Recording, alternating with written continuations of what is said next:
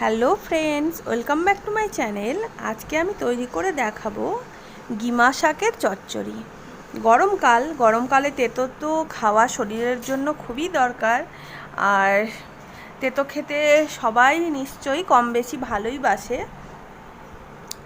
বাচ্চারা যদিও তেতোটা খেতে চায় না, কিন্তু বড়রা তো সবাই ভালোবাসে তেতো খেতে। আর তেতোটা শরীরের জন্য খুবই দরকার। তো সেই জন্য আমি বানাবো গিমা শাকের চচ্চড়ি। গিমা শাকের চচ্চড়িটা খেতে গরম ভাতের সাথে খুবই ভালো লাগে।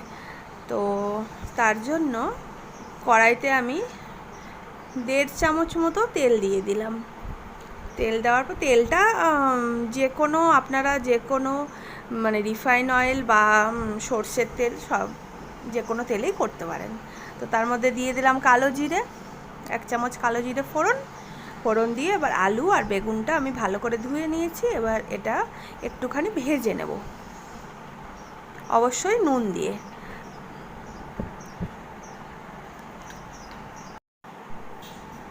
তো ভালো করে ভেজে নেওয়ার পরে এবারে আমি এর মধ্যে কেটে রাখা শাকগুলো ভালো করে ধুয়ে নিয়েছি, তো সেগুলো আমি এর মধ্যে দিয়ে দিচ্ছি।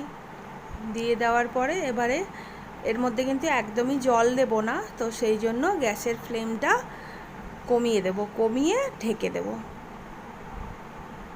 তাহলে কি হবে, আলু বেগুন ভালোভাবে সেদ্ধ হয়ে যাবে। আর খুব সামান্য পরিমাণে আমি 1 চিমটি হলুদ দিলাম। আর এখানে হলুদটা আপনারা ইচ্ছে করলে নাও দিতে পারেন। আমি 1 চিমটে হলুদ দিলাম, দিয়ে এবার একটু নাড়াচাড়া করে আমি এবারে ঢেকে দেব। ঢেকে দিয়ে এটা সেদ্ধ হতে দেবো প্রায় 10 মিনিট। এইরকম গ্যাসের ফ্লেম কমিয়ে একদম সিম করে দিয়ে ঢেকে রেখে দেবো। তাহলে আলু বেগুনটা ভালোভাবে সেদ্ধ হয়ে যাবে।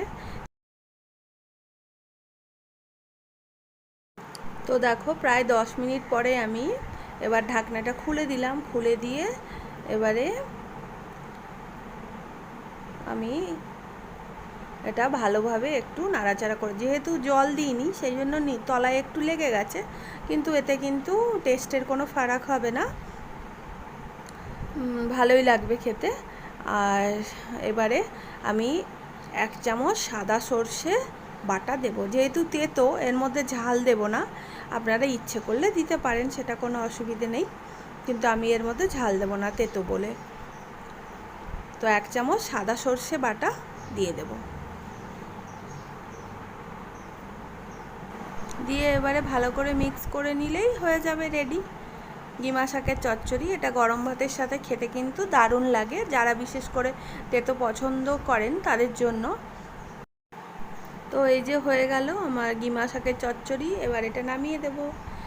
আর কেমন লাগলো বন্ধুরা আমাকে অবশ্যই জানাবে কমেন্ট করে।